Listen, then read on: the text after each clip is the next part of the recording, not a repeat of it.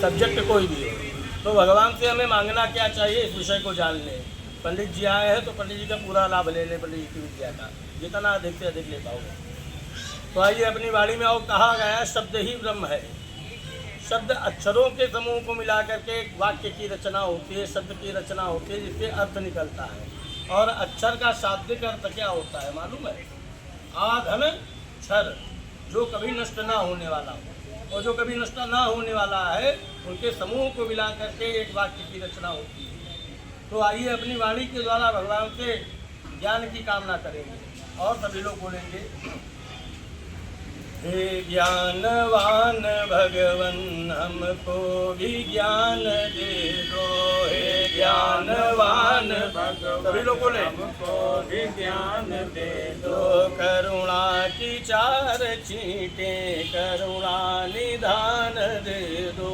करुणा की चार छींटें करुणा निधान दे दो। जो भगवान से ज्ञान मांग रहे हैं तो वो आपने सब कुछ दिया, ये शरीर दिया, बुद्धि दी, हृदय दिया, लेकिन जीवन में समस्याएं और उलझने बहुत दे दी। ज्ञान इसीलिए दीजिए, क्यों?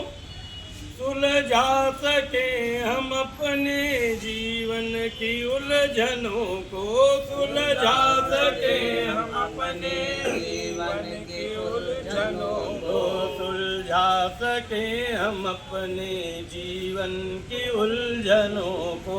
सुलझा सके हम अपने जीवन के उलझनों को। प्रज्ञारितम भरासी बुद्धि का दान दे दो।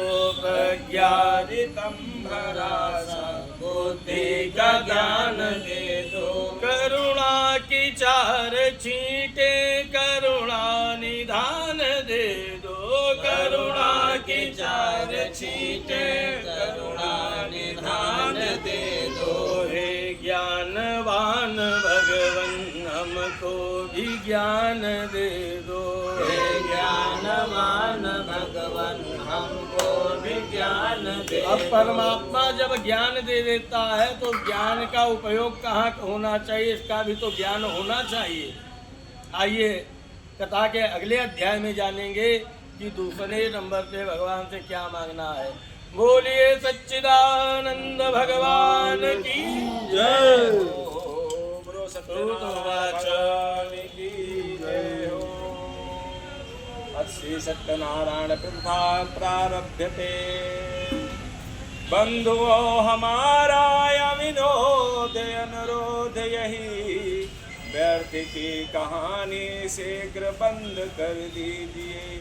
कथा श्रवण के हेतु बैठिए प्रसन्न चित्त, प्रेम अनुरक्त भव्य भक्ति रस कीजिए। मानिए महेश मिश्र गूंजे जग प्रांगण में, ऐसे प्रिय सत्य देव को प्रणाम कोटि कीजिए। बोलो सत्यदेव भगवान की जय। व्यासवाच एकदा नैमिषारण्यऋषयः सौनकादया प्रपञ्चमुनयः सर्वे श्रुतं पौराणिकं खलु। श्री व्यास जी ने कहा, एक समय नैमिषारण्य तीर्थ में शौनक आज सभी ऋषियों तथा मुनियों ने पुराण शास्त्र के वेता से सूर्य महाराज से पूछा, विषय वो जो हो तेन तपसा क्यों वा प्राप्ते वांछितं फलं तत्सर्वं श्रोतुमिच्छामः तथैव महामुने। ऋषियों ने कहा, महामुनि, किस व्रत अथवा तपस्या से मनोवांछित फल प्राप्त होता है, उसे हम सब सुनना चाहते हैं, आप कहें।